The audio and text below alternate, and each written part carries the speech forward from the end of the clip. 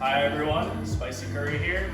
Thank you for coming to my workshop. I really appreciate it. This is my first official workshop and I'm so happy to share this amazing prop.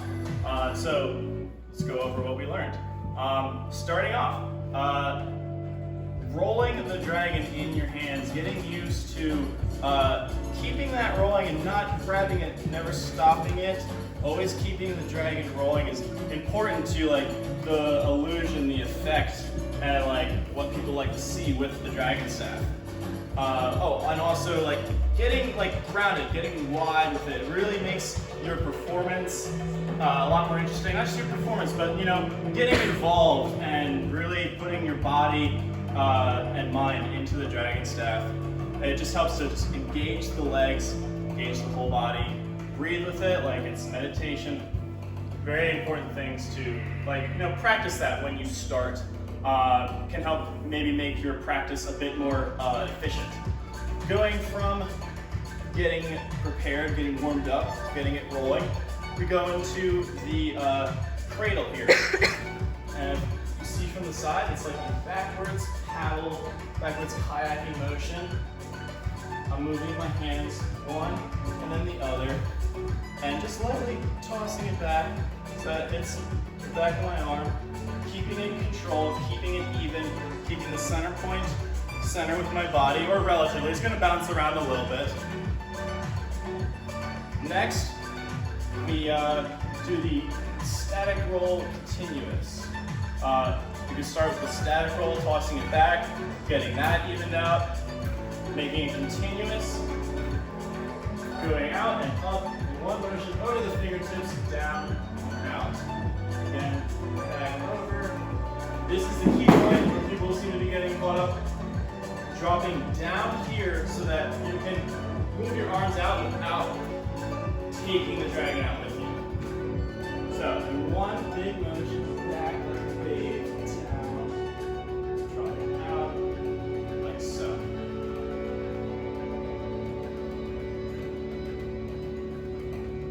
Okay, and then from there, you combine both of those and you get your chi roll. So you have your cradle, backwards paddle, and you have the arm motions of the static continuous roll gets you the chi roll. And notice I'm doing that back paddling motion, and you can do it many different ways. You can keep it still. You can go back and forth. You can do all different kinds of motion with the chi, and it's important that you figure out and feel out those motions, because that's really where the dragon flow is going to come from and how you can really loosen up and have fun with it. There's multiple different kinds of chis. We have the starter one, which is like a forward chi, reverse paddle, reversing it as it's rolling forward away from me. Then you have the forward chi, forward paddle. It's going like this, and it's like a weird whipping motion of the hands. You see what I'm doing here from the side. It's kind of strange, takes a little bit to feel out, but remembering with the chi roll and many other dragon staff rolls, you want to maintain a consistent point of contact. I'm not it's not like bouncing along. I'm always coming in with like a nice taper as I come into the dragon staff. If it ever leaves me, I'm coming in nice and smooth. Never too rough, never too much of an angle. Remember, the angle that you give it is going to be the speed that it rolls at. So I'm pointing really low, it's going to roll really fast. But keeping it up even, it's going to roll a bit slower, and I can maybe get more control over it. It'll also be a bit more of a workout if you keep it up, so that's good too. Because a lot of the cool dragon moves start to go above your head. This is just the chi roll above the head. Move it everywhere you possibly can. All right, we went over the side to side over the dragon side breaks. For this, remember we're coming in front, grabbing the dragon as it's like moving in this circle in front of our waist, and I'm picking it like with my fingers. I'm not grabbing with my thumb. And as I'm doing so, it's going to be rolling. So I want to give it a platform to roll on. And as I'm doing that, I'm making my hand flat. And it's rolling back almost up my forearm. But I'm going to break it here. Breaking it, you can get your bicep, you can get your palm involved, and like your side and kind of your back as well. That's all the way out to my side. And when I'm here, I'm going to give my arm a push, like sort of at an angle down, not so much that the dragon's going to be pushed down. I'm going to try and keep it as even as I can as I'm pushing underneath, and that is going to give it kind of, I think of it as like you're revving it. You're revving the staff underneath it to keep it rolling. As I'm doing that, it's going to be rolling down my side and over to the other side. Revving, I'm using my palm and my forearm here. Oh, and as I'm doing this, I'm coming up too on my side so that I have a bit of side to use. You're using both the points of contact with my arm and my side to pinch the dragon there. That's where you get that braking action, where you can like pinch between 2 points and stop and quickly change directions. And it looks nice when you can do this and keep it spinning at the same time. So this is what you're going for. Keeping it even, keeping it spinning, pinching it while keeping it spinning. Not grabbing it, not coming like, not getting sucked underneath it. As I'm coming over, I'm giving it a place to roll up my arm. So from this, you can take it into the fountain, which is, instead of going back and forth, you're making a circular motion. And to give it some more pizzazz, lean back with it, get it over your chest. It's a really fun one. From there, you can go into a halo. That can take some more work. Get this one. It's really fun. We also talked about the under the arm side trap, or the under the dragon side trap. Instead of being over like this, and have it coming inside between my elbow and my side, is now outside, like that. I'm just using one arm for this.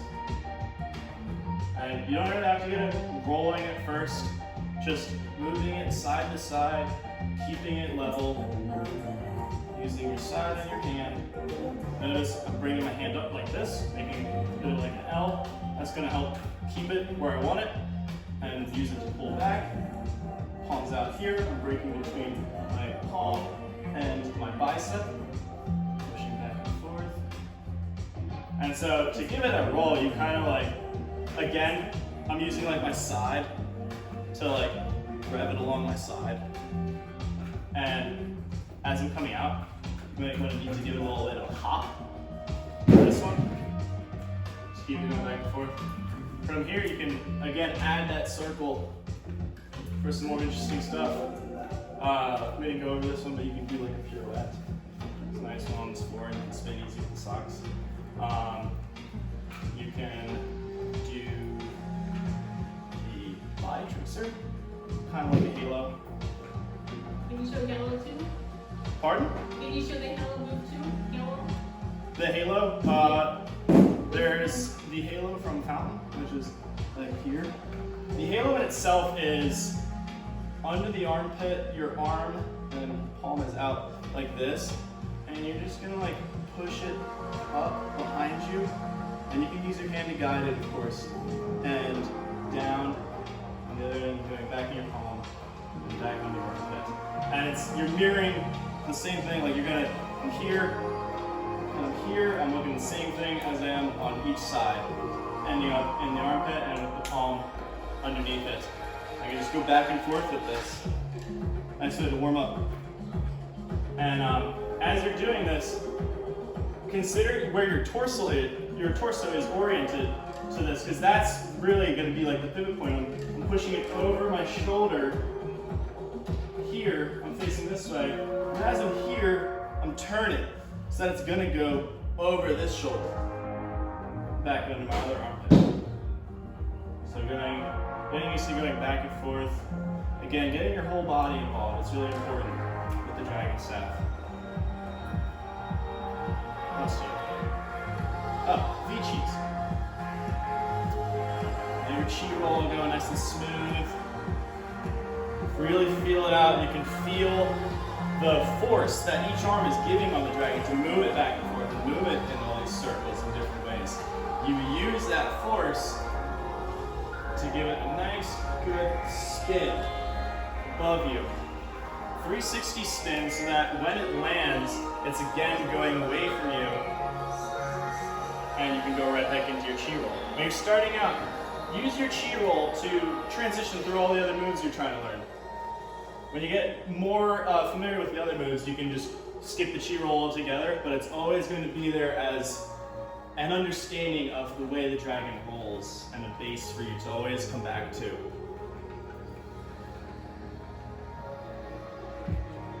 You can do it one-handed, you can use two hands.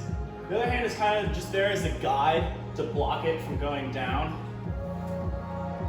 Going down the wrong way, you don't want it. Chris, you can always use your hand in any move really to guide it, but if you do so, you don't want to be grabbing. You want to be just like, kind of there to like catch it. Lightly, don't ever ruin that spin. That's really what you're going for. Am I forgetting anything else? Is there any questions? Would anyone like me to explain anything else that I helped you all with? You good? That was good? That was great. Thank you so much. Thank you.